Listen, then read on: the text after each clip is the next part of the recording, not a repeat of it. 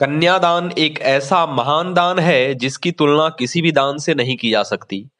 विवाह के जो 8 प्रकार हैं, उनमें ब्रह्म विवाह ही श्रेष्ठ पद्धति है।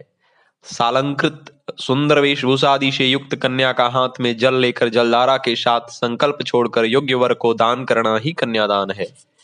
विवाह एक पवित्र संस्कार है, परस्पर के आध्यात्मिक संबंध का प्रारंभिक सोपान है। विवाह के बाद अभिभावकों के उत्तरदायित्वों का वर के ऊपर ससुराल वालों के ऊपर स्थानांतरण हो जाता है। अब तक माता पिता कन्या के भरण पोषण, विकास, सुरक्षा, सुख शांति, आनंद उल्लास आदि का प्रबंध करते थे। अब वह प्रबंध वर और उसके कुटुंबियों को करना होगा।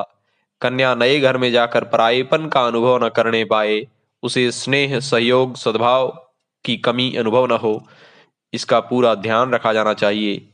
कन्यादान स्वीकार करते समय पाणी ग्रहण की जिम्मेदारी स्वीकार करते समय वर तथा उसके अभिभावकों को यह बात भली प्रकार अनुभव कर लेनी चाहिए कि उन्हें उन उत्तरदायित्वों को पूरी जिम्मेदारी के साथ निभाना है। कन्यादान का अर्थ यह नहीं कि जिस प्रकार कोई संपत्ति किसी को बेची या दान कर दी जाती है, उसी प्रकार कन्या को भी एक संपत्ति समझकर किसी न किसी को चाहे जैसा उपयोग करने के लिए दे दिया गया है।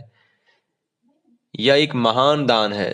शास्त्रों में तो यहाँ तक वर्णन प्राप्त होता है, जो 3 कन्याओं को विधिवत पाल पोष कर उन्हें योग्य वर को दान करता है, तो उसे नरक की प्राप्ति नहीं होती है। भारतीय संस्कृति में कन्या को लक्ष्मी रूपा और वर को विष्णु रूप माना गया है, और कन्यादान में लक्ष्मी रूपा कन्या को विष्णु रूप वर को प्रदान करने की भावना है।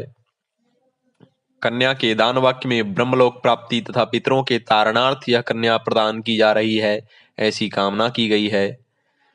ब्रह्मलोक प्राप्ति की कामना से सभी प्रकार के स्वर्णाभूषणों से विभूषित तथा कनकमयी आभा वाली इस कन्या को विष्णु रूप आप वर के लिए समर्पित करता हूँ। विश्व का भरण पोषण करने वाले नारायण, सभी प्राणी तथा सभी देवता इस बात के साक्षी रहें कि पितरों के उद्धार के लिए मैं इस कन्या को दे रहा हूँ। इस प्रकार विधि पूर्वक से दी गई कन्या ही ब्रह्म विवाह है। जो धन देकर क्रय की गई हो, वह पत्नी नहीं कहलाती। वह न दैव कार्य के योग्य है और न पितृकार्य के, वह तो दासी है, ऐसा महर्षि कश्यप कहते हैं। वहीं यम कहते हैं, कन्या का विक्रय करने वाले मूर्ख पाप करने वाले होते हैं, वे घोर नरक में पड़ते हैं और अपने 7 कुलों को जला डालते हैं।